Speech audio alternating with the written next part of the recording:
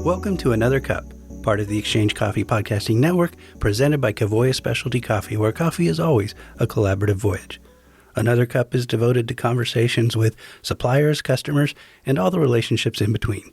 Episode 14 is a double-header, 2 episodes for the price of one. First, Mark Inman talks with Cuevas coffee trader Rachel Stanich, recorded in the Exchange Coffee Podcasting Studio in November. Then Mark and Rachel chat with Steve Cuevas from Freelance Coffee Project, recorded at the Houston SCA Coffee Expo in April. Mark? Rachel, hi. Hi, Mark. How are you? I'm good. How are you doing? I'm well, yes. Fantastic. So, as a lot of people say, you accidentally get into coffee. You don't set yourself out in life to get into coffee. How did you, Rachel, get into coffee? What's your backstory? I don't even really know it. Oh, well, it started when I was in my 20s. So I was studying photography at San Francisco State University, and I needed a job. So I took a job at Pete's Coffee and Tea. So this is back in mid-2000s. Okay. And it worked out. It worked out for my schedule. I got up at 3 a.m., arrived at work at 4 a.m., and it really worked out. So that's how I started. What were you doing? What store were you at, by the way? It was a store in Lafayette. Okay. Yeah. All right. Lafayette, California. Is that where you're from? From the Bay Area originally. You are? Okay. Yep. And you were a barista? Is that what you started out as? I didn't know anything about coffee. I didn't even care about coffee that much. But your role at Pete's was that of a... It was a barista, yes. Barista, okay. Absolutely, yeah. Right. And did you, when you were there at Pete's, did you get to meet any of the kind of the Pete's luminaries, the big names that people talk about? I didn't, no. But really? I got to work at so many different stores. Uh-huh. So the beauty of working for Pete's Coffee and Tea was that they always employed me. Uh-huh. And That's good to know. no matter what I wanted to do, they had a job for me. So I was like, I want to move to Southern California. Can I move to a different store and do that? Oh, no kidding. And I want to move back to the Bay Area. Can I just transfer stores? So it was always kind of hopping around and them allowing me to stick with them and continue my coffee path. How long were you there? That sounds like you were there a while. Yeah, well, it was a couple of years. Okay. Yeah, so I did that. And I left coffee after Pete's Coffee and Tea. Okay. And just kind of hopped around. When I moved to San Francisco, hopped around to different cafes and ended up with Cyclass Coffee Roasters. Okay. And any weird, obscure, old school cafes in San Francisco you want to name drop here? La Give them a free plug. La Boulange. Okay. So that's a French cafe that was local to San Francisco and the East Bay as well. Yep. That was a fun journey. Yeah, when I was a wholesaler, I was really trying to get them as an account. That would have been a good one. La Boulange, okay. And then you went to Cyclass. Yep. Okay. Cyclass Coffee Roasters. Yeah. So, and there I did just about all the coffee jobs except for roasting. Really? Yep. Okay. And from there, now you got into the import and trading side after Cyclass? Correct. Right. And where was that at? Red Fox Coffee Merchants. Okay. Red Fox Coffee Merchants. Shout out to the team over there. Yep. What were you doing there?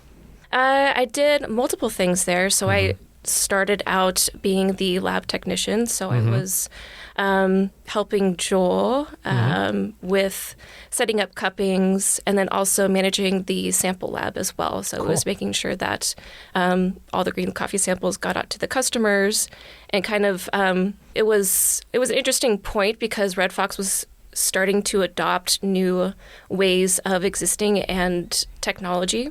So it was a really fun opportunity to see a small family-owned business kind of like take a very rudimentary system and then turn it into something that is like working really, really well. So that was a really interesting learning point for me and to have that experience there. And then, with small family-run businesses, you kind of wear many hats. Right. So not only was I doing that, but I was also taking in like any customer inquiries that came through the website. So that's kind of how I started to build my book. Sure. Yeah. So doing that, and then I was awarded the title of Head of Product Identity. Okay. So I was also managing all of the data and information for the coffees that we bought, and made that marketing information available to our customers. And so then transitioning from Red Fox to Kavoya, what has your experience been like? You've been here a little over a year, correct? Yes. Yes, a little over a year. What's that been like? How has your personal journey as a trader developed over the year? What are some of the things that you've learned or been surprised by, or some of the things that inspire you? Yeah, so that's a really good question. So this has been very eye-opening to me, very humbling experience as well, because being able to kind of just build my network in a place where it's very safe and very supportive has been tremendous for my growth and for my learning experience. Also learning about the trade and sea market. Right. Like that was not part of the conversation when I worked at Red Fox, so it is here. So that's still scratching the surface really, Sure. but it's a huge deal. It really affects everybody. So. Oh, absolutely. Yeah. And so I assume that you are enjoying the journey, that you're having fun with it still, and I'm having fun. Good. Yeah, we're having fun here. Yeah. We're doing it. Now, in general, I'm going to ask you two questions. One's because you said something yesterday that stuck in my mind. So I didn't want to lead you into that. So I'm going to start you with my question I'm most curious about by anybody is if you had to pick one coffee that you would just like every morning, if it's brewed in your house, you are drinking it no matter what. Yeah. What is that coffee for you? So if I was on an island stranded, Okay. and I only had one coffee to drink Sure. for the rest of my existence on that island, it would be Jabiru from Guatemala. Oh, wow. So- Okay. So that was my follow-up question, what Kavoya coffee, but you are starting with that one. So that's your jam. It is my jam today. It is my jam right now. And what about that coffee? Now, for those of you who don't know what Jabiru is, this is a coffee from Guatemala, from Huehuetenango. It's one of our branded coffees. You said this yesterday, and it really stuck for me, that this is something you were just like, why? I wish more people knew about this coffee. What about this coffee just gets you excited? Why are you such a fan of it? Oh, there's just so much investment in that particular coffee, and I'm still learning about how our relationship with Jabiru and how we're sourcing it, but it seems like there's a lot of just big players that are really just bringing in top quality coffee and then making it what it is, Right. and really doing the right thing. And it seems like it's coffee that's paid for appropriately, Right. and that the price is appropriate for roasters. Sure. And it also cups really well. Right. It cups well. And your preferred method of brewing this coffee, if you were on said desert island and you had all the potential coffee accoutrement to bring, what would be your preparation method of choice for that coffee? Yeah, well, two things come to mind. First, my go-to is always Chemex. Okay, good. Yeah. So that's James Bond's favorite way to make coffee, so of course it's going to be mine. Is this true? Is that true? Yeah. Mike? Wait, you're throwing up your arms? Come on. You don't know this? I'm a coffee historian, not a James Bond historian. Oh, see, I'm a James Bond fanboy, and I did not know this. So what movie would I have seen a Chemex involved? We'll have to look it up later, but I'm telling you. This is going on my list of things to look up. That is a great factoid. Okay. James Bond. So Chemex. Now, Yep. Go ahead. I was going to say, and then in your just general, excitement about Jabiru, do you think it's a coffee that is like utilitarian? You could use it as an espresso or in other preparation methods, or do you think it really shines in one area over another? I think both. I think that's why I like it's a versatile coffee. You can use it in a blend. You can use it as a single origin and feature it as a holiday drip if you wanted to. Like it's just a really beautiful coffee. Right. It's delicious. That's good to know. The James Bond thing is a good factoid for me. I am also a fan of Jabiru. I think it's an incredibly versatile coffee. In most blending applications, it's going to play a starring role or be the accent coffee. And I think I have not tried it as an espresso yet, so I don't really know how that would perform in that environment. What is Rachel, where is Rachel in 10 years? What is she doing in your mind? That's a really good question. Hence why I asked it. In 10 years, so The 10-year plan is a little bit long for me. Okay. So I'm thinking more, maybe 5 years. Okay. Where's Rachel in 5 years? So 5 years, it could be, I'm a multifaceted, dynamic person, and I could take myself in many different directions. With coffee, there are so many directions to go in. Sure. And being more of an artist, I've always gravitated towards more photography, videography, storytelling. I'm interested in people in general. So what I see myself doing in 5 years is being closer to the producer at the end of the day and really understanding their experience and maybe helping them tell their story. Rachel, thanks a lot for hanging out with me for a little bit. Thank you, Mark. Yep. It was wonderful.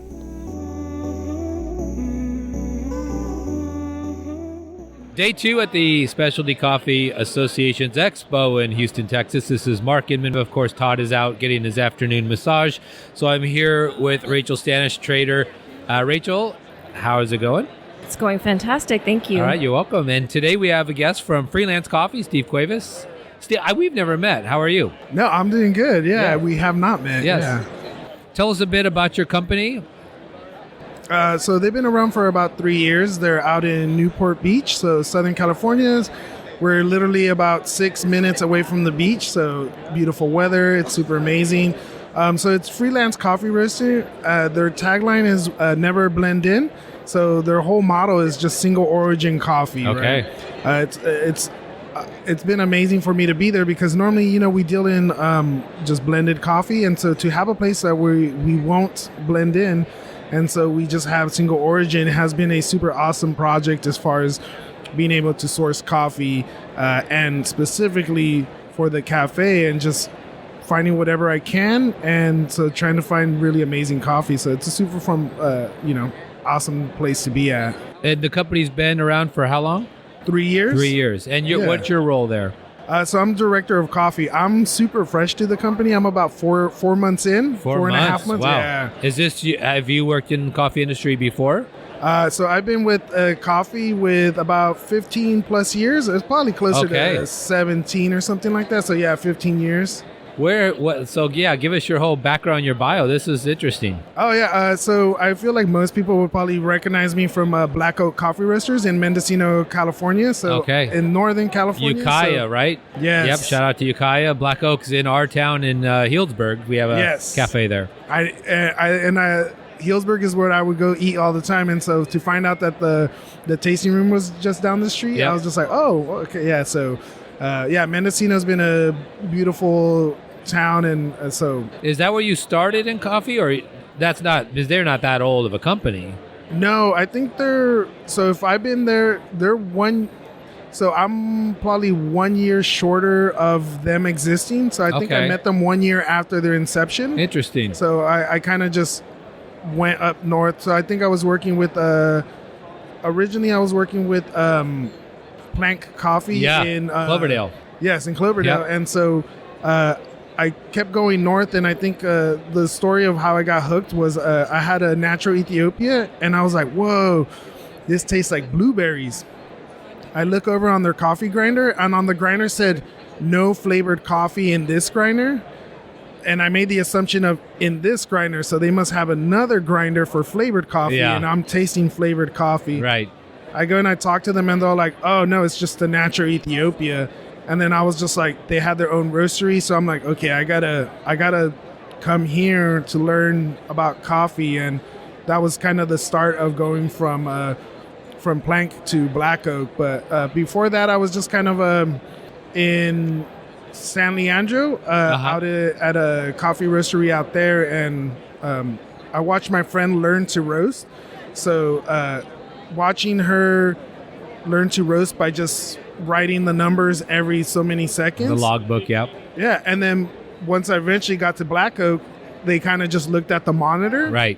So I kind of decided, I'm like, I think I should blend both of these techniques together. And so I just started working on my style of roasting, and yeah. Sweet. So Black Oak, they were roasting on a Loring, correct? Is that what? They're on a UG15. Oh, Probat. Yeah, okay, yes. gotcha. And then they moved up to, so they had that Probat for the whole, most of the time I was there, I think for 15 years. they went to they went from 30,000 pounds a year to just under 500,000 pounds with just the 15 kilo roaster. That's a lot of roasting. Yeah, I enjoy roasting, so I kind of would do 5 to 6 days with 8-hour roasting shifts. Wow. By my own accord.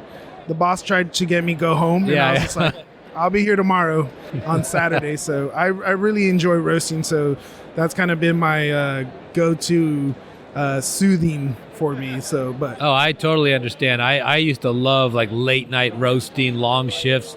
I totally hear you there. Yeah, very cool.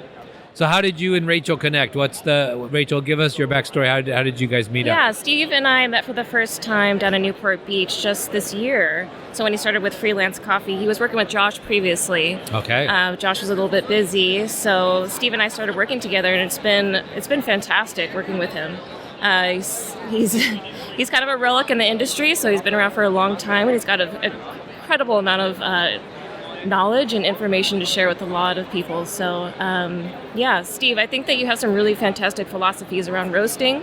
Did you want to share a couple of tidbits for any new roasters out there?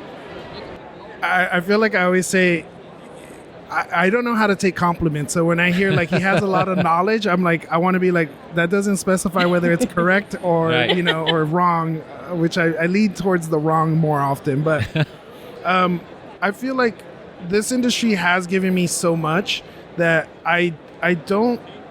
Everybody's like, oh, you can do consulting, but I can't bring myself to charge friends. Right. And I feel like this industry is just full of friends. So anytime anyone asks me a question, I'm willing to field those questions, do phone calls. I'm helping one of my friends that he's starting up a little small roastery. I'm creating him spreadsheets. Something that I actually learned that I really love to make. So I'm creating spreadsheets to keep his inventory, his sales track, all that stuff. And I'll field any question about roasting, about anything that I know, just because I feel like other people have done that for me.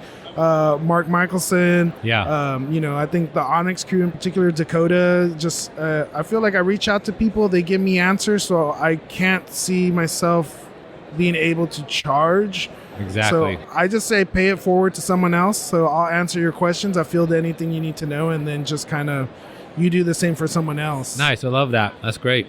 Yeah. That's like the spirit of the original Roasters Guild. That was the whole idea. Like Yes. you're the embodiment of it. Oh, I got to live through the Barista Guild and then the Roasters Guild, those retreats. Yeah. I feel they were life changing, and I tried using those to like my staff and trying to be like, oh, like I want to send you to Barista Guild camp, or to the Roasters retreat, and kind of like use it as a reward, just because I think. If you work in a isolated environment and you kind of don't really see what is the community, you think you work at a job, Right. instead of in a community or a career. And so you really have to be able to put each other in contact with other people, so you can kind of understand that the picture is bigger than just a job. And if you're able to get out of the country and then go to the farms, it gets even bigger. And at the same time too, you go to a farm and then you run into somebody that you run in at the expo at the farm. So Right. then you realize it's bigger, but actually smaller at the same time. So I'm trying to create that for other people, but I think it's difficult. Traveling is not for everybody. No. And then once you travel enough, it becomes not for you either. So with your experience with the Barista Guild and the Roasters Guild, were you ever on the executive council? Did you ever go that far, or you just attended and participated? I just attended. I don't think I'm professional enough to Get out of here. to write I can't write emails. Yeah, I feel like I just like participating in everything. So I just kind of keep doing it. I kind of tell myself every year where I'm like, okay, if I win this year, I think I'll be able to transition, and then maybe do the committee or do some of that other stuff. But I feel like every year I get so close, and so I'm just kind of like, it kept pushing me to just kind of come back one more year. And so yeah. And on the Roasters Guild, the challenge, have you won any of those challenges at the retreats? Oh my god. So here's the other thing about me too. Here's two little tidbits. I don't drink that much coffee. and my memory is horrendous. So whether we did or didn't win any of the challenges, I don't remember. I kind of just enjoy the experiences that I have, and they were just super fun. I felt like it was literally a camp, and we had roasters. Exactly. No, that's a great. If you out there are a roaster and have never experienced it, it's a must-do in your career. It's so awesome. And what I liked about the challenges is you were paired up with, somebody old like myself and somebody young like Rachel, and then we had to like work together to do something. And some years it would be, there was a team one year where it was Tom Owen from Sweet Maria's, myself, Paul Katzeff, and then this new roaster from Wisconsin. I don't remember what his name was. And he goes, "Look, guys, I know what I'm doing here. Just kind of follow my lead." And Paul's like, "I'm out of here," and Tom's like, "All right, let's see what you got." And we came in dead last. But there's those years where somebody kind of takes over the group and says, "This is what we're going to do," and other years where there's like this symmetry that works quite well, and you get these amazing final products out of it. So I'm a huge proponent of let people learn by their mistakes. Of course. You got to control how big that mistake is going to be, right? Like, I'm not going to let someone burn down the building. But if they're like, I'm going to do this, I'm like, all right, I know this is not going to work out. And I only know that because I've made that mistake. So you will now go through the same learning process of like, you can't create a path of only success for somebody, right? Because you learn more from your failures than you do your success. So to me, I'm just kind of like, I do little control failures for a lot of people. And so I'm just kind of like, because I'm also the type of person that if I was in a group and if someone wanted to take over, I'd be like, I'm here for the ride. Let's go. Yeah. Let's see what happens. And then if we lost, I'd be like, now let's evaluate what we did right and what we did wrong and what we can improve. And I think that's more important than trying to win. You'll win, you'll lose. I don't think that is as important as either enjoying it or learning from your mistakes. Mm-hmm. Very cool. So describe, not to put Rachel on the spot, but I love to do this. So describe your relationship with Rachel when it comes to like the trader buyer relationship. Like everybody's got a hook, and somebody like, what's her hook? If I was a customer wanting to work with her, what did she do that's like, oh, well, okay, this is somebody I want to do repeat business with? She's completely understanding. I think she looks past all the spelling errors, the grammatical she doesn't have a red pen and cross it out. Sends my email back. I'm C. like, wait, I think I sent this. Oh, no, it's actually spelled correctly.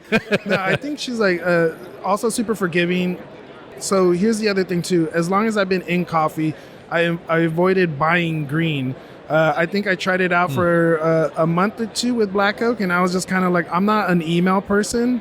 And so I kind of just threw it right back to the owner, and I was like, that's not my position. And we actually put Thomas Chandler into that position, and he's buying, you know him. Yes. So I was just kind of like not interested. I came down here, and that is my title. There is no avoiding it. Right. Maybe I can hire a green buyer, but I started at the beginning of the year, and so I was completely stoked. I'm like, this is super awesome. I think some prices changed like 2 months after I got hired, and I was like, oh, this is not good. I think supply was short, all sorts of things. There was discussions of what was happening. Pick your calamity right now. It's all happening. Oh, and then the tariffs hit, and then I was like, I started to that realization where, and I think I even verbally said this to her, I was like, I got in at the wrong time. Yeah. You did. I'm like month 3 or month 2, and I was like, I should already know some of the questions I'm about to ask. Mm-hmm. And so I even said that in an email. I'm like, I'm about to ask things I should already know for what I'm about to be doing. I'm willing to put in that extra hours of my own time at home, reading, doing all that researching, and then asking questions, and also have the humility to be like, I don't know what I don't know. Right. And so I think there was, I was going to say, I'm going to ask some dumb questions, and because I'm learning. And I think future contracts, and then buying coffee from origin, like bringing coffee in, like all this other stuff, because, I think I started off as, with Black Oak, we started off buying spot. Sure. And I think that was doable like 18 years ago. Yeah. And I think towards the beginning of, like 2 months in, everybody's like, oh, summer is going to come around. We're going to have a hard issue with spot. We're not bringing in coffee, speculative. Whether we think we're going to sell it or not, we're not going to bring it in. We got to contract it out. And I'm just like, I don't know what any of this stuff means. And so I have to start learning it. So I think she fielded all those questions. And so there was a lot of like helpfulness. And I think that was really, you create those connections of like, they're willing to help me at these levels. I'm willing to stick with somebody. And that's important because I think a lot of us, when I was roasting early in my career, it was the same situation. I was afraid to ask the questions that I think that people assumed I already knew.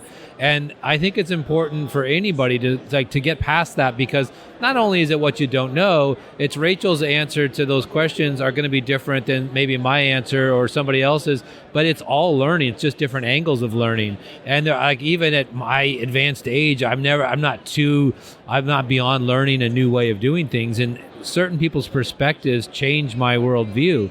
And the other thing is you never forget that. Like my version of Rachel for you, what was John Cassette at Royal Coffee, taught me a lot, and it was very patient, spent a lot of time, and I will always credit him for helping me through learning that stuff. And hopefully Rachel becomes that type of mentor for you, where when you're 70 years old, you're like, oh, I remember how helpful she was back when I was learning, and now you're writing books about coffee or whatever you're doing. Yeah, because to me also, like I think the company stuck in my head, right? So when I went from one company to the other company, it like the name stuck with me, right? So I'm like, I just need to work with somebody from, I'm like Cavoya. So it went with me everywhere I went. So I went to go help a friend out with his company, and then while I was helping out with the production managing and trying to teach the roaster to really take charge of that, I was like, we should work with Cavoya. When I went with another company, it was the same thing too, where I'm like, I need to add this to the company just because I think there's such a benefit that I was just like, it goes with me wherever I go, just because I saw how helpful it was with my original company, Black Oak, that I'm like, if they can help at that level, they can help us at this level. Of course. Well, good job, Rachel. Yeah, thank you so much, Steve, for coming down and being willing to let us interview you and share. And Rachel, what at this show, let's do a little focus on you for a minute here. What does this show have stood out for you? What have you been excited by? Has anything stood out as something that people should note who aren't here? Mike always points out, producer Mike, that I'm acting like we're reporting live, like you could actually come here and follow Rachel's, go to the booth that she thought was really cool. But what has stood out for you at this show that you've been impressed by this weekend? Well, I have to say that it's the Cavoya booth. Okay. It's the Cavoya booth. I know it's low-hanging fruit, but really it's the living room. Yeah. And people have been passing through here all day long. Literally, no matter there's about who you 8 are, couches here. There's no barrier to Right. coming through to Cavoya, which I think is really impressive, even though that may have not been the plan originally, but I think it's kind of a really special thing to kind of just be able to plop down and be able to talk to anybody. You don't know who you're going to, be connected with on a couch, but, it's that really special moment that you get a chance to chat with somebody. Yeah. And going back to like the blockbuster videos, Rachel's picks, what are your favorite coffees of the spring, summer 2025 that you've tasted that you would recommend to a new buyer to say, these are the coffees that are really blowing me away right now? Yeah, really into Guatemala right now. So Blue Ayerza. Okay. Beautiful projects happening there. The natural or the washes are you liking? I prefer wash, but Okay. I also recommend the natural because it does a really nice job in blends. Okay. And he could identify blueberry very easily, so we know Yes. that this will work for him. Yeah, it's the only tasty note I know. Yeah, Guats, Mexico coming in, of course. Yep. I'm very excited about Puebla and more Quisea. So many different beautiful lots coming from Mexico coming up soon. So. And normally, are these coffees that you're describing, are they coffees you've been excited by in general? Like at your house, do you gravitate towards Cetrals, or or do you kind of go all over the place and try different things? I definitely gravitate towards centrals. It's definitely my jam. Really? Okay. Yeah. And you're yeah. a wash person, so you like the bright centrals, clean. I do. Yeah. Yeah. Interesting. And I don't mind a really nice, just chocolatey cup too. Yeah. A Can't little go wrong bit of there. apple, little malic acidity. Mm-hmm. So. And how about you, Steve? What have you been? What's your recommendations for spring, summer coffees? Stuff you're excited by? Because you're doing no blending, so single origins. Yeah. What are you gravitating towards right now? To me, I always kind of have an idea what I like. So to me, like natural Ethiopias, maybe an anaerobic that's a little bit more tamed down. Uh-huh. But I'm more realistic and kind of really watch what people are buying on our shelves. And I end up being surprised where I was like, I know when up north Brazil would sell, so I threw a bunch of Brazil up there, but it wasn't moving as quickly because everyone was buying the Guatemala. Eventually, everyone got a hold of the Brazil, and then the Guatemala and the Brazil were both moving. So I knew for a fact that like that more balanced, chocolatey Central American coffees are what really sells. Right. So I'm excited for what makes the customers excited, like what they want to buy. Right. And so I'm just trying to, I'm trying to put something on that shelf that I can see disappear quickly, and that kind of is what excites me about being able to select coffee. And that's a learning process. I think a lot of roasters take a while to get to that place where you're not buying for you because your taste, my taste may not be what sells. Yeah. And I've seen a lot of roasters, they buy what they want to drink, and then they get frustrated that nobody wants it. It's like, well, because you cup every day, you're into esoteric stuff, and the average consumer may just want, like, chocolate always wins, sweet always wins. Fermenty pomegranate or passion fruit may not win because it's too out there for some people. Yeah. I feel like that's kind of like the co-ferments are coffees that if you drink so much coffee because you're cupping all the time, eventually, and I think that's what happened with coffee getting so light that it was so bright that it went from like acidity to acidic to just tart to lemon. acid. Yeah, exactly, just straight pure acid. That you have to keep pushing your palate to really like balance out what you're tasting, so more and more and more. And so to me, like co-ferment is kind of that idea, but I know that there's certain companies like Black and White that are doing a great job of getting a co-ferment and blending it and balancing it out with a second coffee. But I run into that problem where I'm supposed to be a single origin. Right. So now I have to find a co-ferment and from the same farmer get some other washed or some to blend that back into it, so I can still have that title of being like, this is still a single origin. Right. So now there's potential of like some of my fun ideas. Just now I'm going to be getting a co-ferment, but trying to blend it at origin or with another coffee with the same origin to create that softened, nice impression that like Black and White and other coffee shops are kind of doing. Because if you just leave it as a co-ferment, the volume on that flavor is like 120%. Yeah, it's a lot. You got to tone that, EQ it to it's palatable. EQ it, yeah. Love it. So I'm excited for that project, and in particular Mexican coffee. Yeah, see, he just EQ'd us right now. He goes, that reminds me. He's like, hold on, let me turn them down. He's down to 0. But Mexico in particular is another huge project that we're working on. So I'm excited for that one. There's so many cool things going on in Mexico right now. Yes. It's such a great origin. I love it. Yeah. And that's literally why I was trying to hunt you down too, because we have some conversations to have about Mexico. We do. Yeah. Perfect. Well, Steve, how can people find Freelance Coffee online? You go to freelancecoffeeproject.com and you can find our website there. I know we have Instagram, so at Freelance Coffee. And yeah, feel free. My email is steve@freelancecoffeeproject.com. I don't think I could get any longer. Yeah. So there's takes 2 lines. Yeah. And Rachel, if somebody wanted to work with you here at Kavoya, how would they get a hold of you? Oh, you can email me at rachel.stanich@kavoya.com. Stanich spelled how?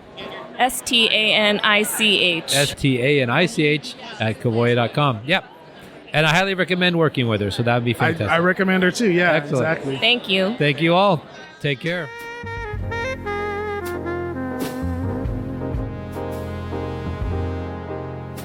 You've been listening to Another Cup, part of the Exchange Coffee Podcasting Network, presented by Cuevas Specialty Coffee and produced by me, Mike Ferguson. Our theme music for this episode is Bay Area Connect by Delta X Music and Jazz Under the Golden Gate by Tokyo Rift. You can email me with questions, thoughts, or ideas at mike.ferguson@kavoya.com. And if you enjoy anything you hear on the Exchange Coffee Podcasting Network, please leave a review and tell a friend. And as always, thanks for listening. I've only made 4 people cry doing this, so don't worry.